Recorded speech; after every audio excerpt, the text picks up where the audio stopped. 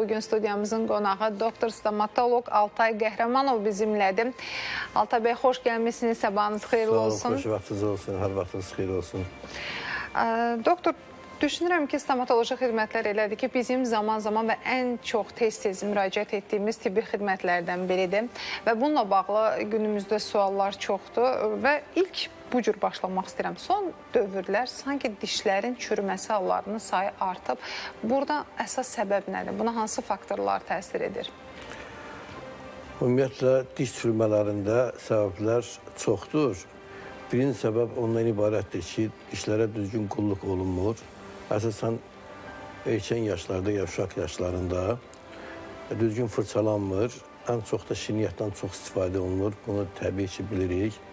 Bir də qidalarımızın tərkibində olan kalsium preparatları, mineralların az olması nəticəsində uşaqların qidasında çatışmır və ona görə də diş minasının tez çürüməsinə səbəb ola bilir. Bir də ən çox səhərlər dişləri fırçalayırıq, amma axşamlar yaddan çıxır. Əsasən,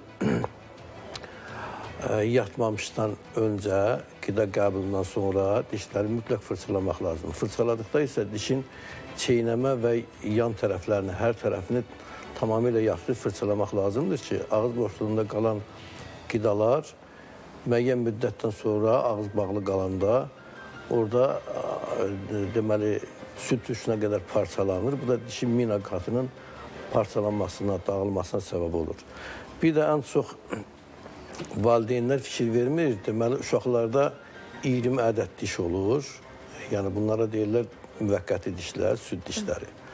Sonradan 6 yaşından sonra arxadan 6-cı dişlər deyirik, daimi dişlər çıxır.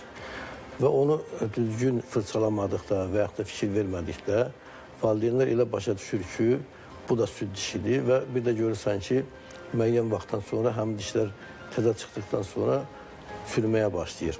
Bu da daimi diş olduğuna görə yəni müalicəsi sonradan çətinləşir. Əslində, vaxtında bunu düzgün fırçaladıqda, diqqət elədikdə, həkimə göstərdikdə həmin onun qarşısını almaq mümkündür. Ona görə məsləhət görülür ki, o həkimə mütəmədi göstərmək və dişlərin çıxma dövrlərinə fikir vermək ki, gələcəkdə çürümələr olmasın. Doktor, ümumiyyətlə uşaqlarda, yəni diş qorumaq məsələsi deyirik də, körpələrin ilkən yaşlarda, uşaq yaşlarından profilaktik hansı tədbirlər görülməlidir? Uşaqların, yəni körpələrin yaşı, o süd dişləri çıxan dövrləri mən demək istəyirəm. Hansı yaşdan və ya hansı dişlər çıxandan sonra fırçalamaq lazımdır? Ümumiyyətlə, uşaqlarda 6 aylığından sonra ön dişlər çıxmağa başlayır. Yəni, dişlərin çıxma müddəti var. Qabaq dişlər, mərkəzi kəsici dişlər əvvəl çıxır, sonra yan dişlər başlayır çıxmağa. Hərəsinin öz vaxtı var, yaş dövrü var. Fırçalamaq mütləq lazımdır. Çünki... Yəni, artıq çox üzr istəyirəm, 6 aylığından o ilk dişlər çıxandan bir diş çıxsa belə biz onu başlayıb fırçalamalıyıq, qorumaq məqsədi ilə. Qorumaq məqsədi ilə baxır hansı şəraitdə. Çünki fırçalamaq uşaqlar 6 aylığında əsasən südlə qidalanır. Yəni, dediyimiz hansısa süni qidalanan qidalanır. Əlbəttə ki, onların da təsiri var. Yaxşı olardı ki, elə həmin momentdən heç olmasa təmizlik, silmək, fırçalamaq mütləq lazımdır. Çünki dişlər görür ki, uşaqlar gəlir çıxır 6-7 yaşına, 5 yaşına, ağızda dişlərin hamısı çürüməyə başlayır, qapqara qaralır. Ona görə də mütləq fırçalamaq lazımdır. Bir də profilaktik olaraq qidaların tərkibində mineral maddələr, yəni kalsium tərkibli maddələrdən, yəni qidalardan istifadə etmək məsləhətdir. Altay bəy, bir məsələ də eşitmişik ki, deyilənə görə, əgər biz doğru nəfəs ala bilmiriksə, burunda hər hansısa bir problem varsa, bu bizim ağız boşluğumuza da təsir edir. Bu doğrudanmı belədir? Əgər belədirsə, hansı təsirlər edə bilər bizim doğru nəfəs almamız?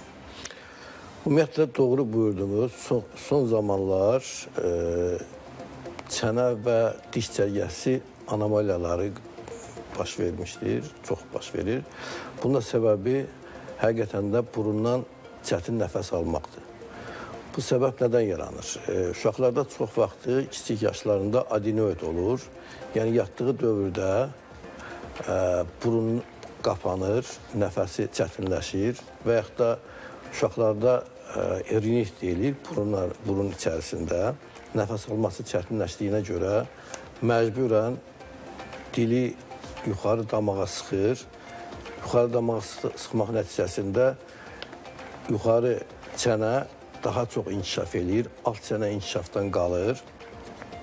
Bunun sayəsində də proqnatiya deyirlər. Yəni, üst çənənin alt çənəyə nisbətən daha çox inkişaf eləməsinə gətirib çıxarır. Və yaxud da uşaqlar məcburən çənəsini qabağa çıxardaraq yatan zaman alt çənəni irəli çıxardır. Bu da alt çənənin daha çox inkişaf eləməsinə səbəb olur. Yəni, buna da progeniya deyirlər. Bu da böyüdükcə, getdikcə çənə anomaliyana baş verir və bunun müalicəsi getcə çətinləşir. Valideynlər bəzən elə düşünürlər ki, böyük yaşlarında breçet qoyub bunları müalicə mümkündür. Amma əsasən kiçik yaşlarda onlara xüsusi ortodontik aparatlardan, plastinkalardan istifadə edərək çox qısa zamanda 3 ay, 5 ay, 6 ay ərzində bunu aradan götürmək olur. Bəzən uşaqlar başqa pis fərdişə deyək, barmaqlarını sorurlar. Bu da üst çənənin qabağa doğru inkişafına səbəb olur. Doktor, çox üzr istəyirəm. Bax, elə körpələrdə də adətən deyirlər ki, əmzək istifadə edən uşaqların da, yəni ona diqqət yetirmək lazımdır ki, çox uzun müddət istifadə etməsinlər. Bəli, bu əmzikdən çox istifadə edəndə açıq dişləm yaranır. Yəni, yumru formasını alır. Onun qarşısını almaqdan ötürü də kiçik bir aparatdır, reşotka deyirlər də, belə aparatın adına, yəni plastinkada taxılır. Uşaq həm barmağını ağzına sala bilmir, həm də əmzikdən az istifadə edir və getsə özünə düzələ bilir. Bəzən uşaqlarda çəp dişləm yaranır, tutaq ki, 6-7 yaşında, 8 yaşında, 9 yaşında fikirləşirlər ki, valideynlər yenə deyirəm, sonradan bunu yuxarı yaşlarda mümkündür. Amma qısa zamanda onu, həmin çəp dişləmi, məsələn, mərkəzi dişin biri arxada, digəri qabaqda qalır. Xırda bir aparatla 3-4 həftəyə, 5 həftəyə, yəni bunu aradan qaldırmaq olur və sonradan çənə normal inkişaf edir. Buna görə də mütləq lazımdır ki, həkim stomatoloqa müraciət edib, onu vaxtında aradan qaldırmaq lazımdır. Doktor, bax, az öncə siz qeyd etdiniz çənədə baş verən deformasiya halları. Yəni, heç biz düşünməzdik ki, əgər doğru nəfəs ala bilmiriksə, bu bizə başqa hansı fəsadları verə bilər. Yəni, ağız boşluğu, biz bilirdik ki, doğru nəfəs almadıqda ürəkdə problemlər yaranır, amma sən demə, ağız boşluğunda da çox ciddi problemlər yaranır. Və qeyd etdiniz ki, çənədə deformasiya halları fərqli-fərqli özünü göstərir. Bunların əməliyyatsız müalicəsi mümkündürmü? Cərrahi müdaxilə olmadan. Bəli, doğru buyurdunuz. Deməli, əgər burundan çətin nəfəs alma baş verərsə, bu həqiqətən də beynin oksigenlə qidalanmasını çətinləşdirir, müəyyən yaddaş pozğunluğu yarada bilir, çənə və diş cərgəsində anomaliyalar yaradır, yəni əyriliklər belə yaradır. Çənənin, alt çənənin ya önə inkişaf eləməsi və yaxud da üst çənənin önə inkişaf eləməsi və yaxud da çəp dişləm yaranır. Bunun müalicəsi əsasən daha gecikmiş formada olanda cərrahiyə göstəriş olur. Amma indi müasir üsullarla, yəni bizim təcrübəmizdə çoxdur, eləmişik, ortodontik aparatlar və breketlərlə demək olar ki, tamamilə müalicəsi mümkündür. Məsələn, üst çənənin geridə qalması, inkişafdan qalması, yəni alt çənənin önə doğru inkişaf eləməsi, üst çənənin inkişafdan qalması, biz burada yuxarı çənədə maksilla deyirik. Həmin çənədə tikiklər var, yəni bir-birinə birləşmə var. Onları xüsusi aparatlar var ki, o aparatlarla ERP aparat adlanır, bəzən indi adını desək, onlarla inkişaf elətdiririk, önə doğru, üz maskasından istifadə edirik. Və onlar inkişaf eləyir, sonra da müalicəsi mümkündür. Bizim təcrübədə çox görmüşük ki, yəni mütləq cərrahiyə göstəriş olan hallarda onları tamamilə gətirib müalicəsini həyata keçirmişik və pasiyent öz həyatına qayıdır. Çünki belə olan hallarda nitq pozunluğu yaranır, sonra özlərində kompleks hiss edirlər pasiyentlər.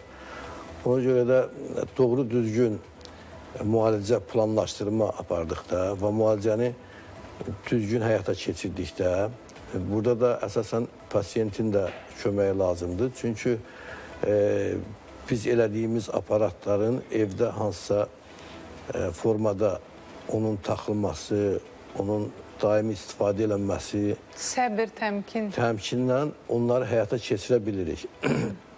Bu da gələcəkdə pasiyentin daha rahat həyata qayıtmasına səbəb olur. Doğrudur ki, çənə daha çox 1 santimetr, yəni daha ondan çox irəliyə olarsa alt çənənin nitq pozğunluğu yaranır, hətta onda böyük komplekslər yaranır. Ona görə də bunun müalicəsi mümkündür. Cərrahəsiz tamamilə aradan götürmək olur.